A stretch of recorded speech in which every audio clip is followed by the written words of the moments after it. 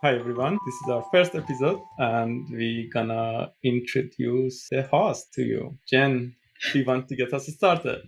Yeah, I'll get started. Pejman, I'm going to introduce you first. So tell our listeners, who are you and why do you matter? So, hi everyone, my name is Pejman. I'm a professor at Ontario Tech University. My focus is on user experience research, primarily on video games, and I'm very interested in how we collectively can create a better environment for our students and our colleagues and for the game industry to make that better for everyone. So that's why I thought we should do this podcast. And so, did you always want to become a professor teaching other folk how to make games? I actually didn't plan to be a professor. When I did my PhD, my expectation was that I would work for the game industry as a researcher.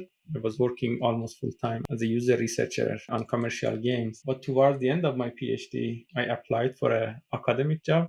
That was the only job I applied and I got it. And I've been doing that for now close to 11 years. How about you, Jen? It's not all about me. So tell us who you are and what you Uh, do. yeah. My name is Jen Whitson. I am an associate prof at the University of Waterloo. I'm a sociologist, and that is probably not typical for somebody who works with game developers and designers. But basically, what I do is I study the soft and squishy parts of game design and development, the humans that make the game. And as I've sort of progressed in my career, I become more and more interested about the questions about who can have a long-term career making games, who succeeds, who doesn't, and what are some of the things that we can do to make the craft of game making more pleasurable and accessible so that more people can do it long term and not go through the meat grinder of what we hear a lot about working in games.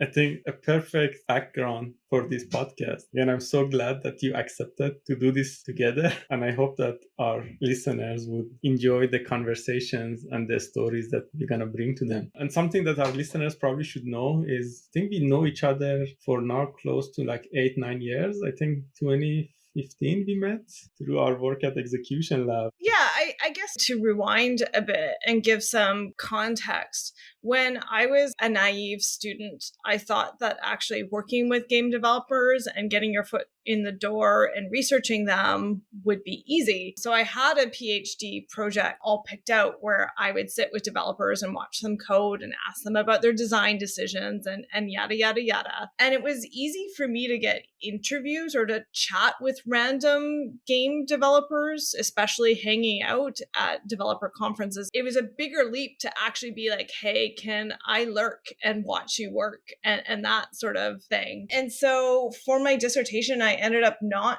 doing that at all. I ended up just lurking online, like many of us do, and tracking some of the changes that were happening in the industry as we switched from console development to mobile game development. And as people sort of, why were people moving? What were the greener pastures that they were moving to? And what did they find when they got there to mobile development? And after I was done my dissertation, which took a few years, by then I had been hanging around, lurking in enough places that I became a familiar face. And at that time, Jason Della Rocca and colleagues were starting Execution Labs, which was the world's first, I think, incubator and accelerator for game studios. And so this was well over a decade ago. And at that point, the accelerator was just an idea drawn on a napkin and they didn't have a home yet. And so Jason said, well, Jen, you've been hanging out. Why don't you come hang out with us and sort of help with the incubator and chart what's going on there? And so that's what I ended up doing. I ended up moving to Montreal part-time and then just hanging out with the first sort of 10 studios that went through the door and tracking what that process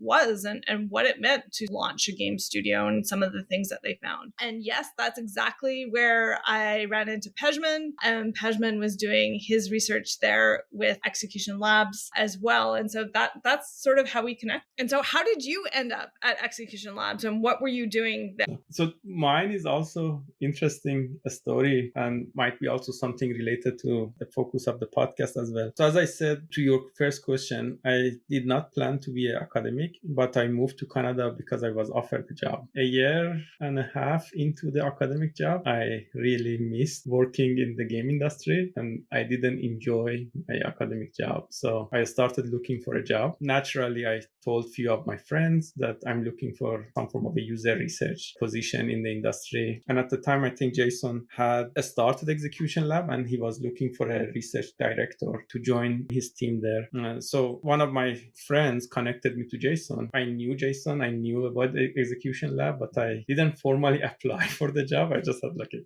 chat with Jason. And the interesting part, again, somehow happened based on my background. As I said, during my PhD, I was working as a researcher. I work on many different games, different platform, different genre. So that profile was quite, I guess, interesting and appealing to Jason because that meant I have experience working on with different studios on different games on different projects, and that was something that was quite different at the time in the user research space. So most people who were doing user research and at the level of like directing a team were mostly coming from bigger studios, and that meant that they were very focused on one particular platform or one particular genre. Like they spent 5-10 years doing user research, but their focus was usually on a few games and a few like a similar genre. So the diversity of experiences that I had was something that I think made sense for Jason, and I started working with them. I moved to Montreal. I made an agreement with university that I gonna work on this project for a while, and then with Jason was like, okay, let's try this for a few months and see how it goes. So I worked there for a few months full time, and I realized how much I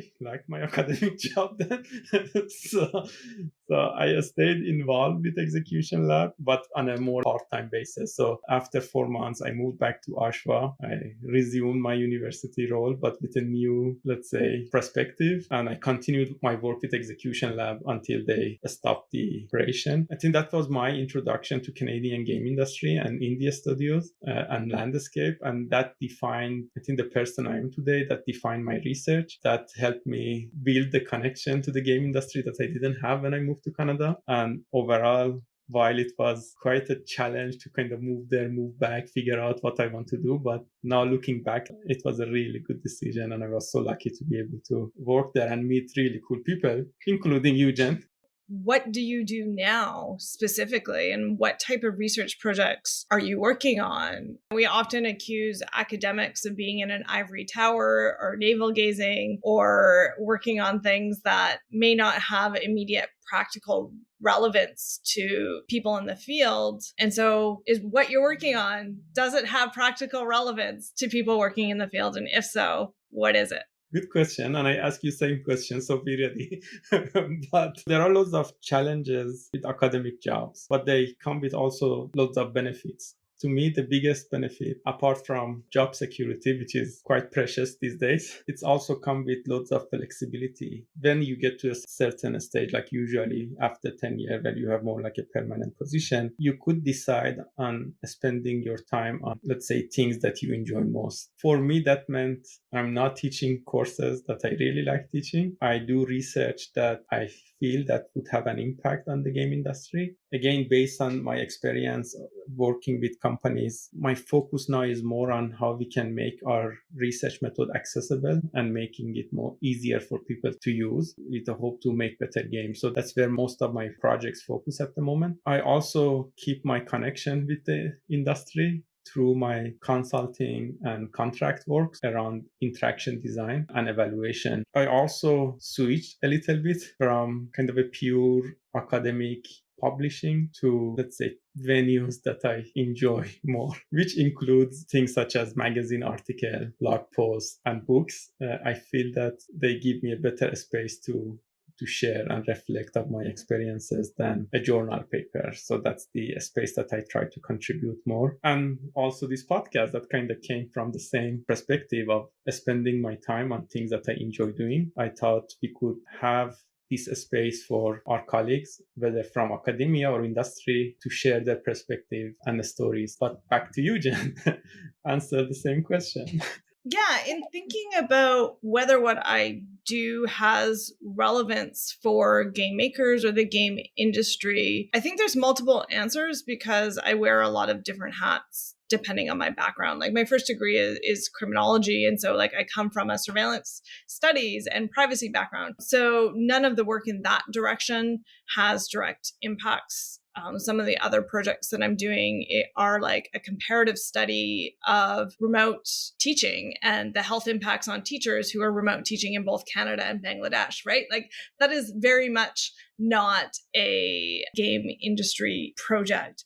Some of the things that I do now that I'm working on research wise that do have the connections to the industry is one long-term study called the First 3 Years Project. And it's a longitudinal study where we are following 200 plus students in their final years of a game development degree, a program in Canada and the US. And we interview them when they're about to graduate from their undergrad program or their grad program. And then we interview them the next year. They're a year out looking for work. We interview them again 2 years out, and then we interview them again 3 years out. Because we know from statistics that there are a huge amount of people who have degrees in games, but never get their foot in the door in the first place. But also, really interestingly, is that a huge amount of people enter the industry and then they leave within 3 to 5 years of getting in. And so what this means is this is sort of leads to a lack of senior mentorship and expertise within the studios themselves. And so they may not be growing in the same way, or they may continually be making the same mistakes because they don't have that institutional knowledge within the studio themselves. And so tracking and figuring out what sorts of students and who gets jobs in the industry and how many of them get jobs in the industry and what sorts of skills are most prioritized or what schools are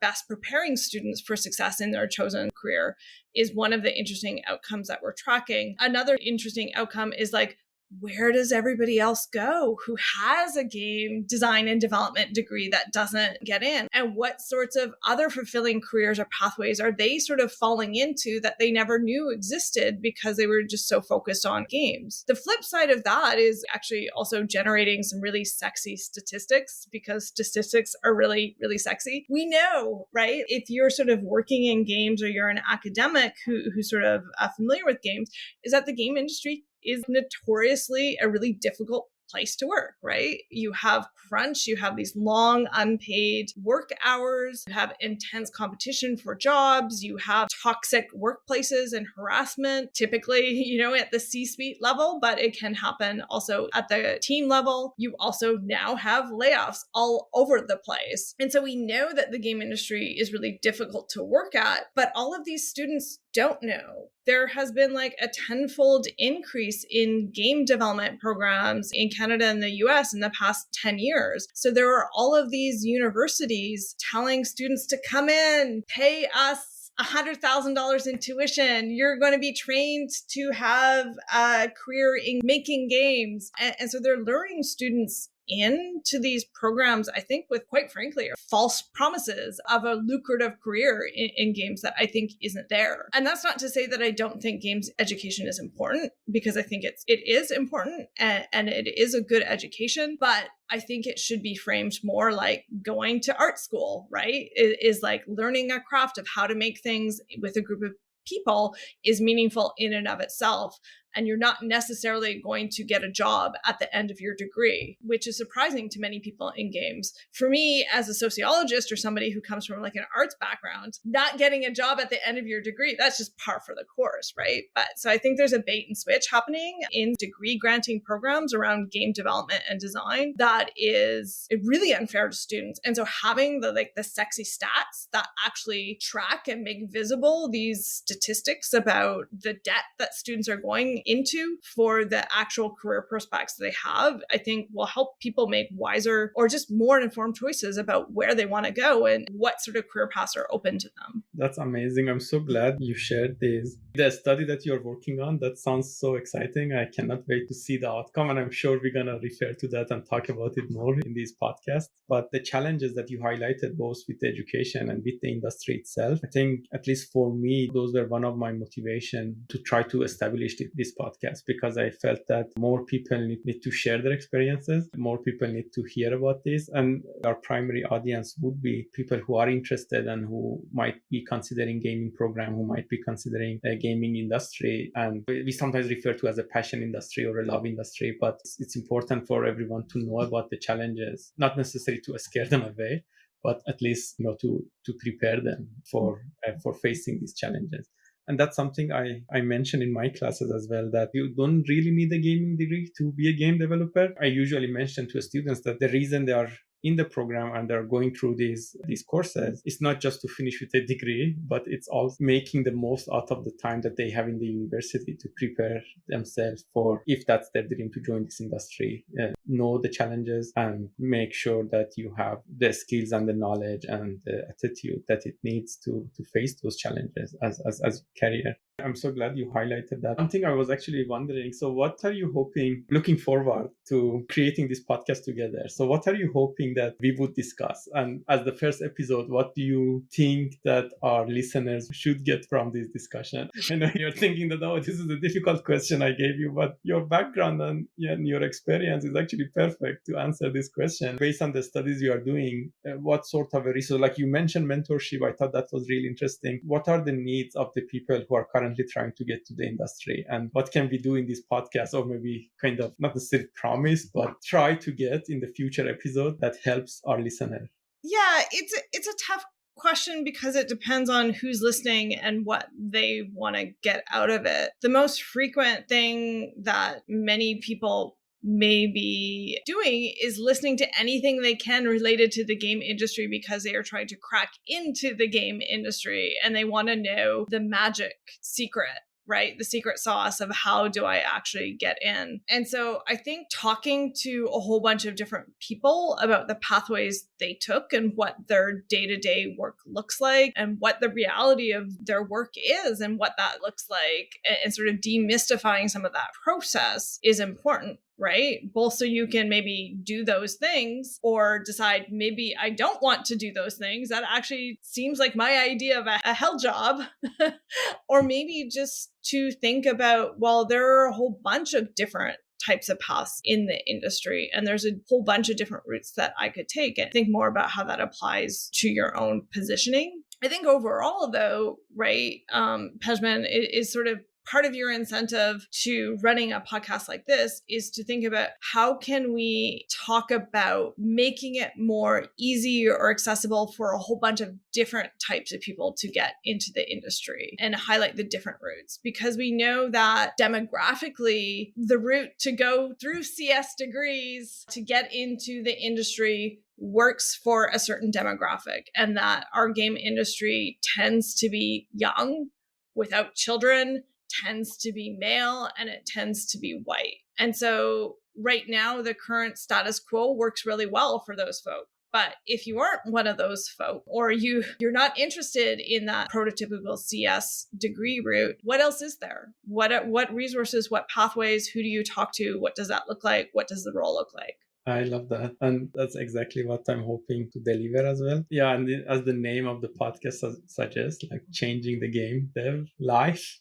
And that life is like for better. And I'm also hoping that we may get some, let's say, veteran developers, like CEOs of game companies, maybe listen to us, listen to this podcast, and that maybe provide a slightly different perspective. Then they approach their hiring, the process for selecting candidates, the process of, challenges, known challenges in the game industry, like, as from the point, like diversity point, from the workload points, from the crunch mode type of things. And I'm hoping that this podcast would bring those stories to surface and provide a place for us collectively to discuss them.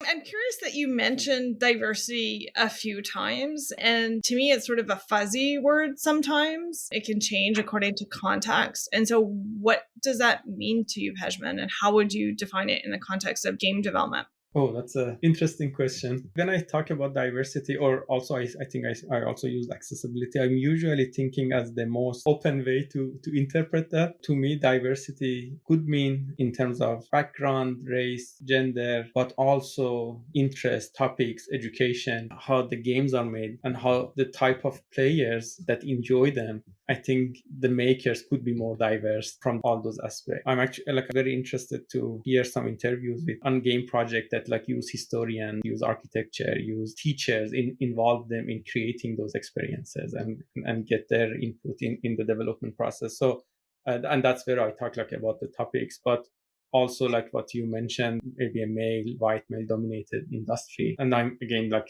through this conversation, maybe there could be a way to increase and change that demographic a bit towards a more inclusive. And the argument or the hope is that such diversity could lead to more inclusive games and more creative games and more interesting games. So that's the outcome. I think if we can move towards more diverse demographic of people who create game, it's hopefully or arguably lead to more diverse audience that enjoy those creation as well.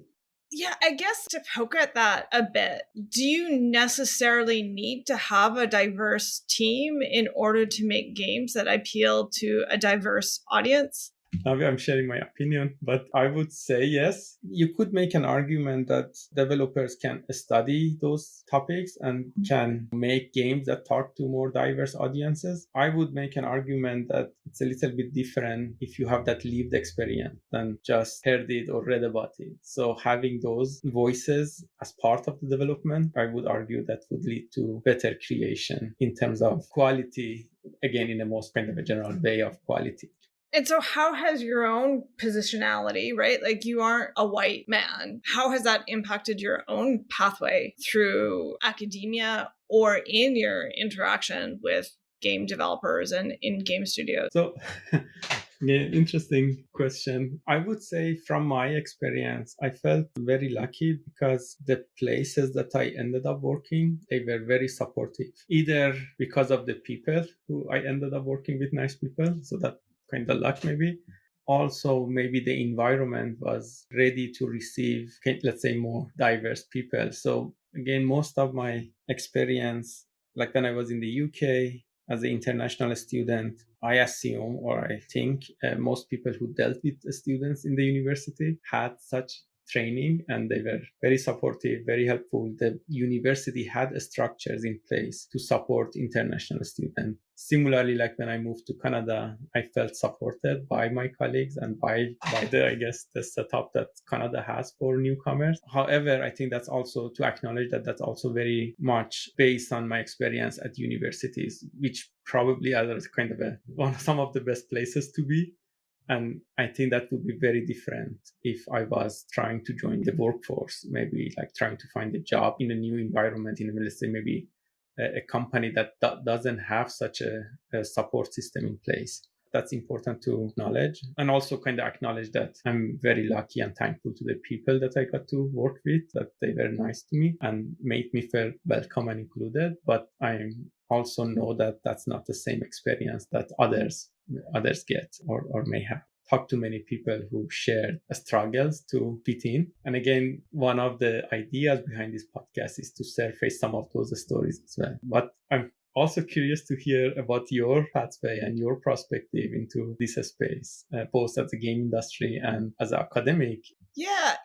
There have been good things and bad things, right? I am a middle-aged white lady, and sometimes it works to my benefit and sometimes it works to my detriment. In some sense, I'll start with the maybe bad thing that has a happy ending is that in the university I'm at, they do pay audits rather frequently, and that's across the board. And it's an algorithmic process that looks at your accomplishments or level of career and then assesses whether you're making more than a 5% difference from other people who are sort of at your same level.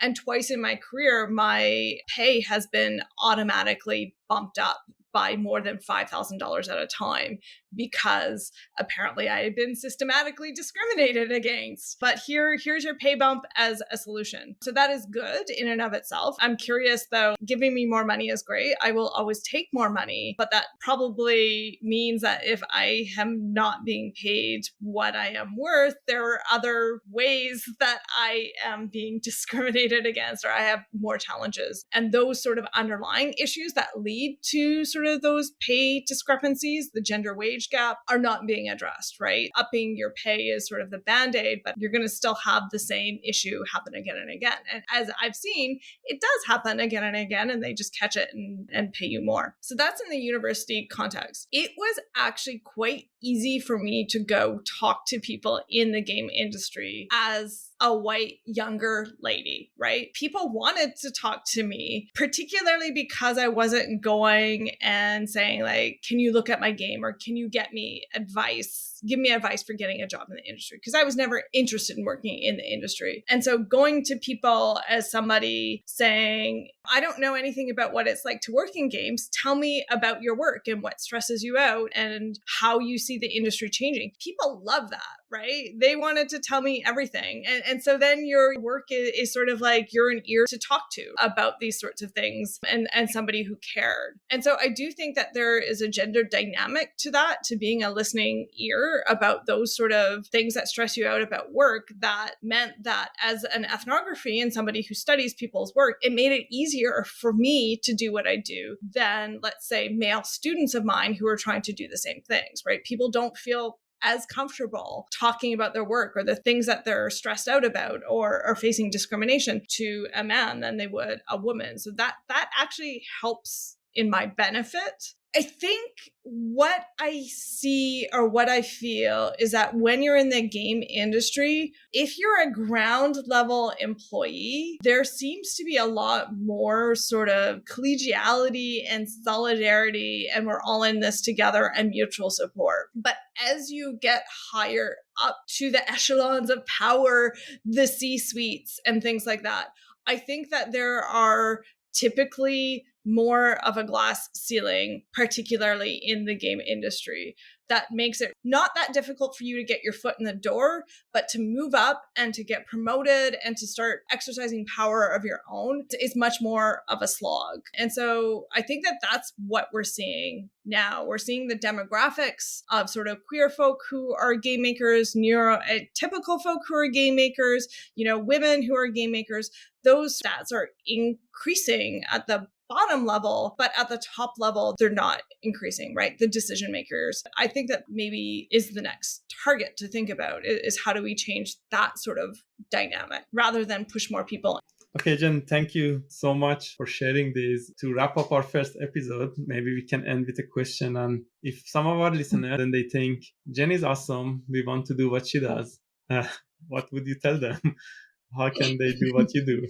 That is really hard advice to give, because the academic job market and the game industry has changed so much, right? I've had my gig for almost a decade, and what I needed to do to get my job was a lot, right? In terms of having publications in a whole bunch of different venues that spoke both to sort of artistic practitioners as well as HCI sort of folk, Chi, ACM sort of publications, but also mainstream journal publications, as well as magazine type publications like ACM Interactions or things for police professionals.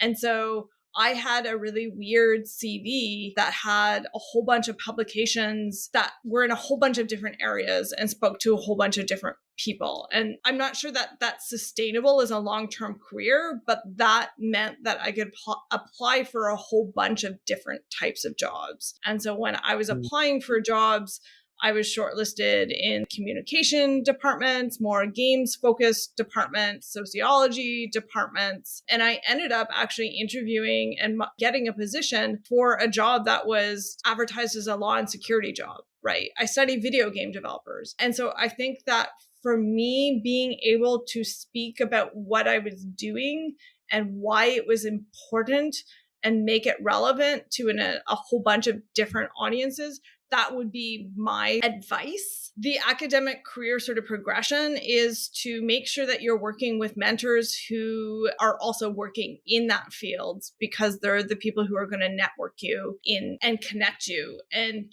tell you all the things that you need to know and what you need to read. There's nothing worse than writing a dissertation and being almost finished and then running across a journal article that basically is your dissertation already done. And so working with established people in the field, the best that you can get access to, I think is sort of for the academic career is the advice that I would give. Yeah. Pejman, what advice would have you given young Pejman to follow in your footsteps?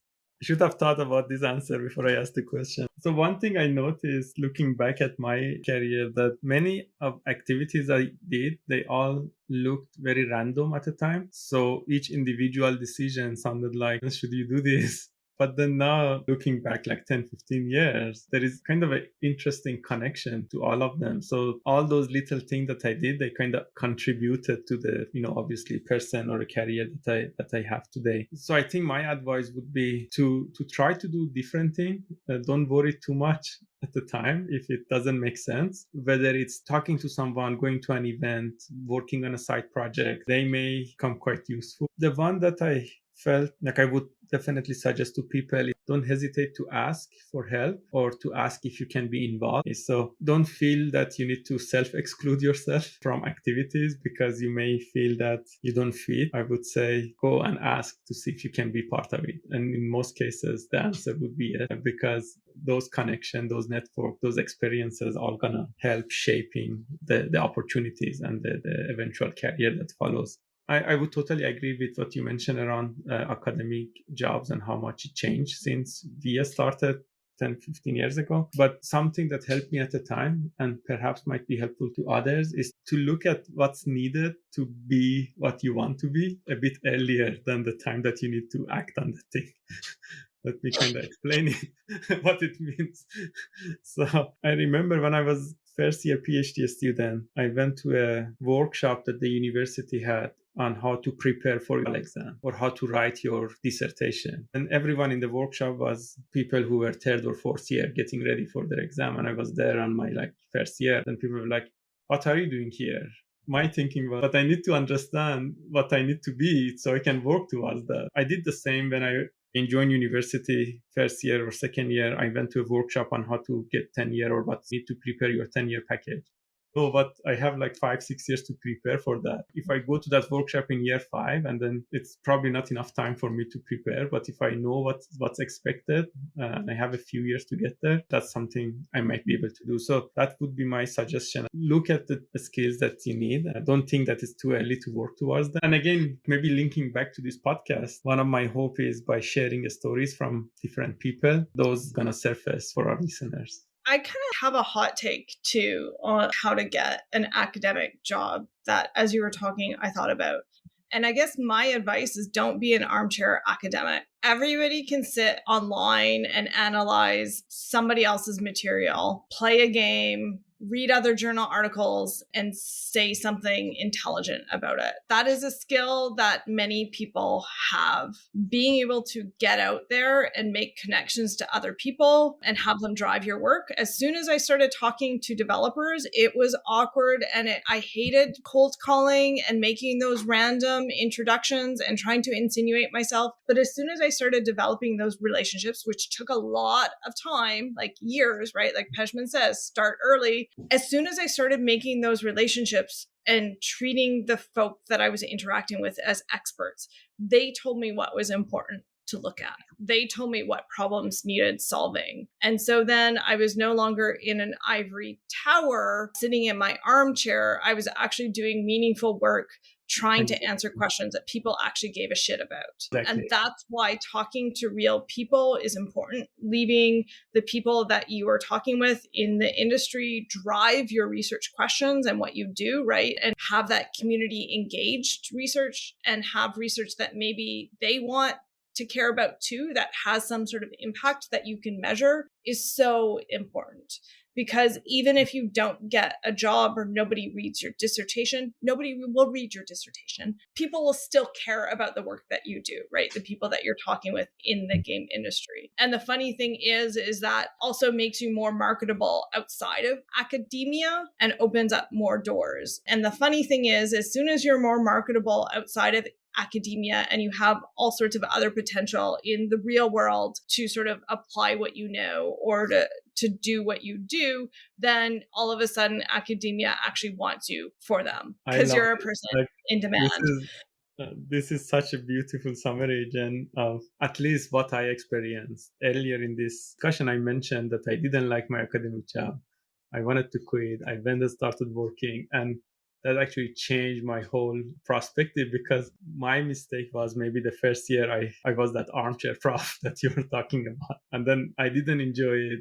I couldn't do it, and I was like, okay, I'm gonna quit. And then when I started working at, with people again, like trying to understand the problem, try to solve them, suddenly my academic job became more interesting. I was working on interesting projects. I got to meet interesting people, and you so beautifully summarized that. It was really good, and I think it was such a nice point to maybe end our first episode on. I'm so excited to this podcast to talk to developers. I think this is going to be interesting, and I hope that our listeners will find it interesting. But I'm sure that at least I myself gonna learn a lot from the It's going to be conversation that really, we will have. it's going to be a lot of fun. Thank you all for listening to us. We'll be back with another episode soon. Until next time, bye.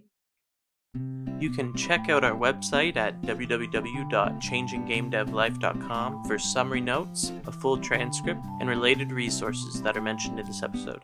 If you haven't already, make sure to subscribe to our Substack page or follow us on your favorite podcast platform so you never miss an episode. We're very passionate about having these conversations with people who make the game industry better.